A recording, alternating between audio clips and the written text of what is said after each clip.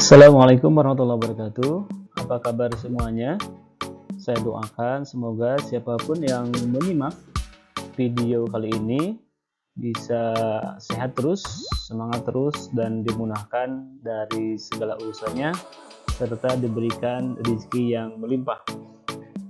Pada video kali ini dan beberapa video ke depan, saya akan mencoba untuk mengkaji tentang materi-materi yang terkait dengan perpajakan.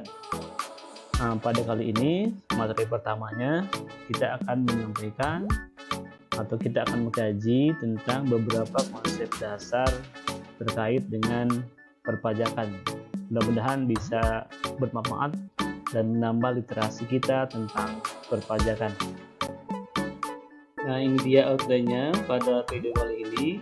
Ada 5 hal yang akan dikaji. Yang pertama adalah pengertian, yang kedua fungsi, yang ketiga manfaat, yang keempatnya adalah tarif pajak, dan yang terakhir adalah perbedaan pajak dengan pungutan resmi lainnya. Nah, yang pertama kita akan mengkaji tentang apa itu pajak atau pengertian pajak. Pada video sebelumnya saya sudah pernah menyampaikan bahwa dalam postur APBN negara kita, bahkan negara lain juga tidak jauh ya, bahwa kontribusi pajak itu sangat signifikan terhadap pendapatan negara atau terhadap penerimaan negara. Sebagai contoh ini misalkan APBN 2021 ya, 2021 sekitar 82,85% kontribusi pajak terhadap pendapatan negara. Jadi sangat signifikan sekali. Oleh karena itu literasi kita tentang perpajakan itu menjadi hal yang penting karena negara ini memang dibangun mayoritas penerimaannya, dananya itu dari pajak. Nah, pertanyaannya apa itu pajak?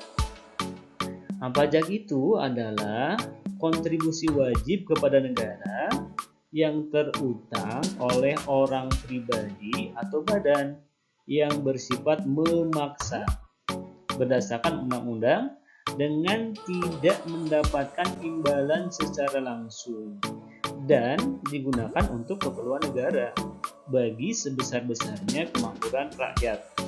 Yang saya beri tanda warna berbeda itu bisa menjadi karakteristik, bisa menjadi kata kunci untuk kita bisa memahami dan juga membedakan pajak dengan pungutan yang lainnya. Nah, pertama adalah kontribusi wajib. Ini wajib. Pajak ini adalah kontribusi wajib. Ya. Kontribusi wajib siapa? Bagi siapa? Bagi wajib pajak. Bagi warga negara yang sudah berstatus sebagai wajib pajak atau WP. Jadi warga negara berkontribusi kepada negara berupa pembayaran pajak. Nah, WP itu atau orang yang berkontribusi membayar pajak kepada negara itu dikelompokkan menjadi dua. Pertama ada orang pribadi, yang kedua adalah badan. Kalau orang pribadi ya perseorangan, ya. Saya teman-teman yang menyimak video ini perseorangan itu adalah WP orang pribadi atau wajib pajak orang pribadi. Kalau badan itu perusahaan, lembaga, yayasan ya, yang itu bukan perorangan tapi itu kelembagaan atau perusahaan, kemudian bersifat memaksa.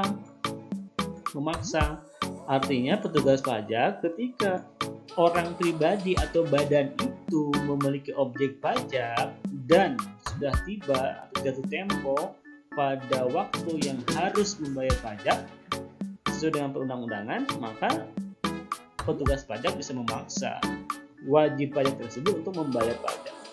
Ketika tidak membayar pajak, maka peraturan perundang-undangan mengaturnya untuk bisa didenda ya, bahkan bisa dipidanakan. Nah, tidak mendapat belas jasa secara langsung, jadi tidak mendapatkan imbalan secara langsung. Jadi ketika WP membayar pajak, dia tidak mendapat balas jasa secara langsung. Ya, balas jasanya nanti kemudian berupa jalan, jembatan, rumah sakit dan sebagainya, ya, berupa pembangunan. ketika warga negara membayar sejumlah rupiah tertentu, kemudian dia mendapatkan imbalan jasa secara langsung, maka itu bukan pajak, tapi itu namanya retribusi. Parkir misalkan di pinggir jalan raya kita bayar 2.000 atau 3.000, maka seketika itu pula kita merasakan manfaatnya, artinya imbalannya secara langsung. Nah, itu bukan dikategorikan sebagai pajak, kalau itu namanya retribusi. Masuk tempat hiburan milik negara, ya, tempat hiburannya, kemudian kita bayar di situ, itu bukan pajak tapi retribusi. Nah, itulah pajak, ya. Itulah pengertian pajak. Nah, berikutnya ada dua fungsi pajak. Ada dua fungsi utama pajak. Yang pertama adalah fungsi anggaran, budgetary. Yang kedua adalah fungsi mengatur. Apa itu fungsi anggaran? Apa itu fungsi mengatur? Kita akan bahas satu persatu. Yang pertama fungsi anggaran atau budgetary, fungsi anggaran. Nah, yang dimaksud dengan fungsi anggaran adalah bahwa pajak merupakan salah satu sumber penerimaan pemerintah untuk membiayai pengeluaran rutin dan pembangunan sebagaimana tertuang dalam APBN, ya. Jadi anggaran negara yang tertuang dalam APBN, ya, penerimaan utamanya itu dari pajak, ya, walaupun ada di luar pajak, ya, ada penerimaan negara bukan pajak, ada hibah dan sebagainya dalam struktur APBN yang sudah dibahas pada video sebelumnya. Nah, pajak ini menjadi penerimaan besar sehingga pajak memiliki fungsi budgetary, fungsi anggaran, di mana pajak menjadi sumber penerimaan negara yang tertuang dalam APBN kalau itu pajak pusat, dan dalam APBD kalau itu pajak daerah. Itu yang dimaksud dengan fungsi anggaran atau fungsi budgetary. Nah, fungsi pajak yang kedua itu adalah fungsi mengatur, ya. Fungsi mengatur. Apa yang dimaksud dengan fungsi pajak dalam hal ini untuk mengatur? Maka pajak dipergunakan sebagai alat kebijakan pemerintah untuk mencapai tujuan tertentu. Ya, ketika pemerintah menginginkan tujuan tertentu, ya, misalkan ingin menarik modal dalam negeri, modal luar negeri, atau menekan inflasi, atau memicu pertumbuhan ekonomi, maka pajak ini bisa menjadi alat untuk mengatur itu, untuk mencapai itu. Ya, contohnya di sini kita berikan contoh. Pajak dapat digunakan atau difungsikan sebagai alat untuk menarik modal masuk, menarik modal luar negeri atau modal dalam negeri. Dengan cara apa? Misalkan pemerintah menetapkan apa yang disebut dengan tax allowance. Ada juga yang disebut dengan bahasa Indonesia pernah menerapkan yang disebut dengan tax holiday. Ya, di tax holiday dan tax allowance itu merupakan kebijakan untuk mengatur atau untuk mencapai tujuan tertentu dengan cara mengatur perpajakan. Misalkan dengan memberikan keringanan pajak atau kita sebut juga dengan insentif perpajakan. Ketika ada insentif perpajakan bagi investor, maka investor akan tertarik untuk menanamkan modalnya di Indonesia. Baik investor luar negeri, ya, maupun investor dalam negeri. Ya, karena biasanya pajak bunga itu menjadi semacam cost of fund, semacam biaya, ya, bagi investor ketika dia mau menanamkan modalnya di suatu daerah. Nah, itu fungsi mengatur. Jadi pajak bisa digunakan sebagai alat, sebagai instrumen untuk mengatur kegiatan ekonomi atau untuk mencapai tujuan tertentu yang sudah atau yang diinginkan oleh pemerintah. Nah, ini detailnya. Fungsi mengatur dapat digunakan sebagai fungsi mengatur, ya. Fungsi yang kedua itu pajak dan fungsi mengatur. Fungsi mengatur itu dapat digunakan untuk alat proteksi. Misalkan pemerintah Indonesia ingin melindungi industri batik, maka Maka supaya batik dalam negeri tumbuh, Indonesia bisa menerapkan pajak progresif atau pajak yang tinggi ya terhadap batik-batik impor. Kalau pajak tinggi otomatis kan harga akan tinggi dan tentunya harga ini akan mempengaruhi daya saing produk itu. Nah, atau misalkan pajak untuk alkohol, ya, pajak untuk barang-barang mewah. Nah, itu ada ditetapkan pajaknya sifatnya progresif, di antara tujuannya untuk memproteksi, melindungi masyarakat, melindungi industri tertentu di dalam negeri, melindungi produk dalam negeri dan sebagainya. Kemudian fungsi mengatur juga dapat digunakan sebagai alat redistribusi pendapatan.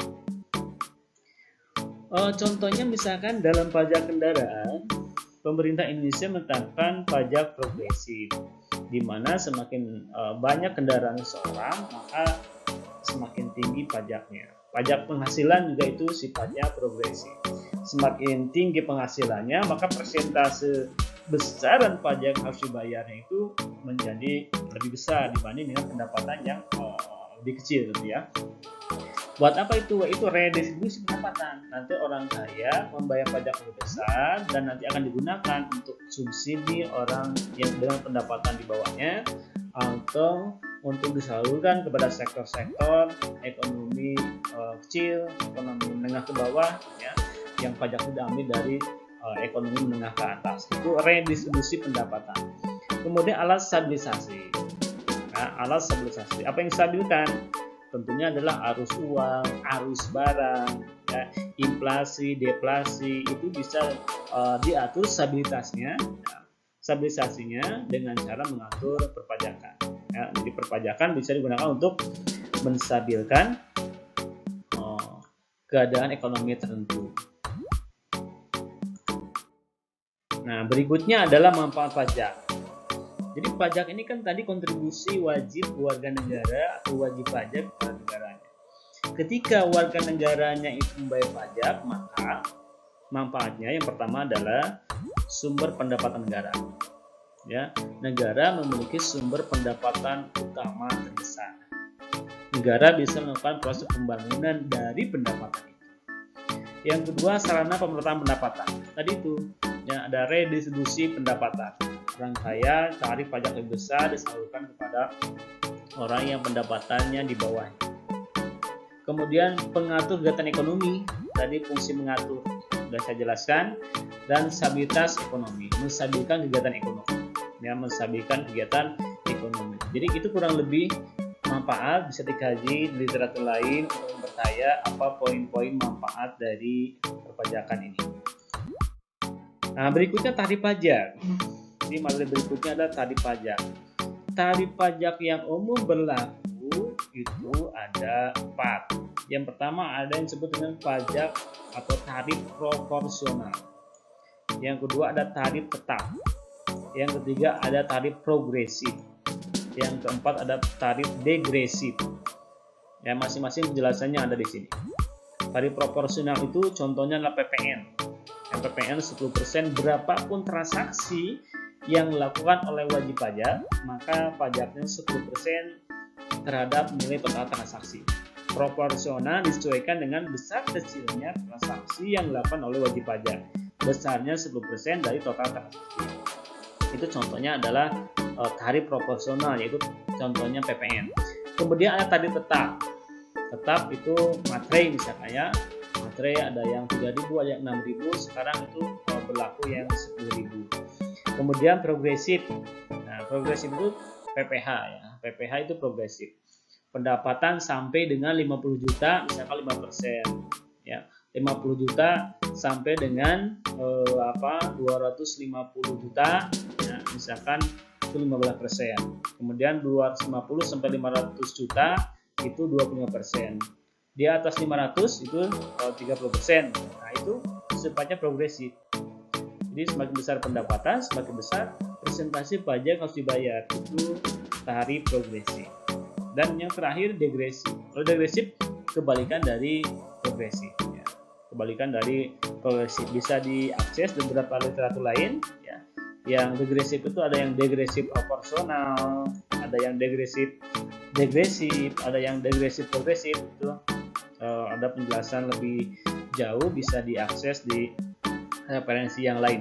Pada video kali ini saya ingin menekankan bahwa tarif pajak pada umumnya yang berlaku ada 4. Yang pertama adalah tarif proporsional, yang kedua tarif tetap, yang ketiga tarif progresif, dan yang keempat tarif degresif.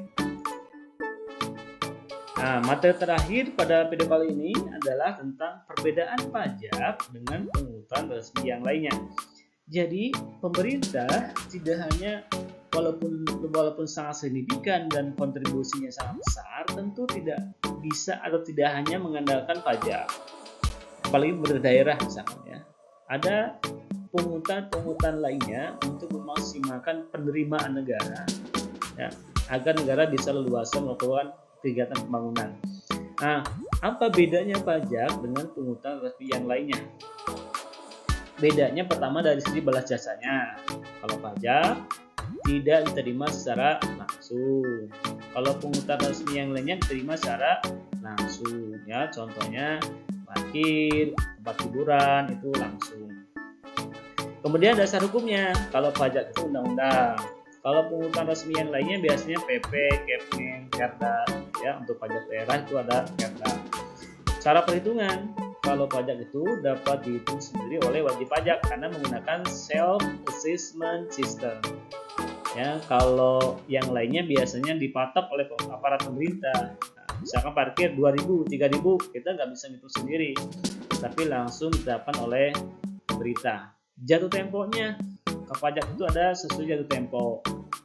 Ya, misalkan untuk PWB jatuh temponya adalah bulan September tahun berikutnya. Untuk PPh orang pribadi misalkan jatuh temponya adalah di bulan Maret. PPh badan bulan April, ada tanggal jatuh temponya. Kalau pungutan resmi yang lainnya sesuai dengan pemakaian. Kapan kita memakai ya di situ jatuh temponya. Sanksinya, ya, kalau pajak itu terdapat dalam undang-undang. Misalkan undang-undang tentang PPN itu ada di Undang-Undang Nomor 41 Tahun 2009. Tentang PPh itu ada di Undang-Undang Tahun 2008 dan lain sebagainya, sesuai dengan kebijakan pemerintah kalau pungutan resmi yang lainnya. Kemudian surat ketetapan, kalau pajak itu ada ya, khohir biasanya, kalau yang lain tidak ada. Kemudian sifatnya, kalau pajak itu memaksa, tadi di awal ada pengertian memaksa karena dapat oleh undang-undang. Kalau yang lainnya sesuai dengan kebijakan pemerintah.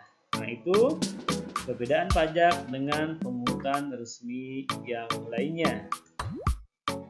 Ini dia contoh pungutan resmi lainnya yang tidak termasuk kategori pajak ya. Yang pertama contohnya adalah retribusi parkir, retribusi tempat hiburan, berkunjung ke museum itu bayar, nah itu ada retribusi. Yang keduanya iuran, ya ada iuran untuk RT, RW dan lain sebagainya. Biasanya di lingkungan sekitar tempat tinggal suka ada iuran-iuran untuk kegiatan hari besar nasional, hari besar keagamaan dan sebagainya. Kemudian sumbangan wajib, ya ada sumbangan wajib yang ditetapkan oleh peraturan daerah atau peraturan lingkungan, misalkan ditetapkan oleh peraturan desa ya. Kemudian ada cukai untuk produk tertentu yang masuk keluar melalui suatu wilayah pabean ya. Misalkan rokok itu ada kena cukai, kemudian bea impor yaitu sejumlah tarif tertentu atas barang yang masuk dari suatu wilayah pabean atau wilayah negara atau wilayah negara lainnya. Kemudian bea ekspor, nah kalau bea ekspor itu kalau ada barang keluar ya, barang keluar wilayah pabean atau wilayah suatu negara. Kalau impor itu yang masuk, kalau bea ekspor itu untuk yang keluar. Itu contoh pungutan resmi lainnya yang tidak termasuk kategori pajak.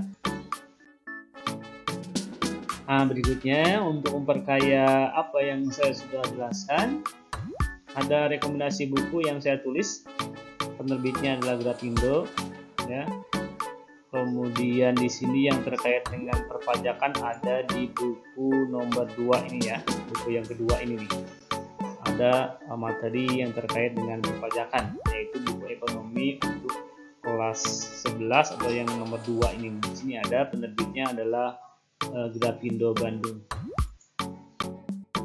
Terima kasih sudah menyimak, menonton. Bagi para penonton, jika ingin memperdalam, jika ingin mengkaji atau menyampaikan pertanyaan, bisa disampaikan di kolom komentar. Terima kasih, mudah-mudahan bermanfaat. Wassalamualaikum warahmatullahi wabarakatuh.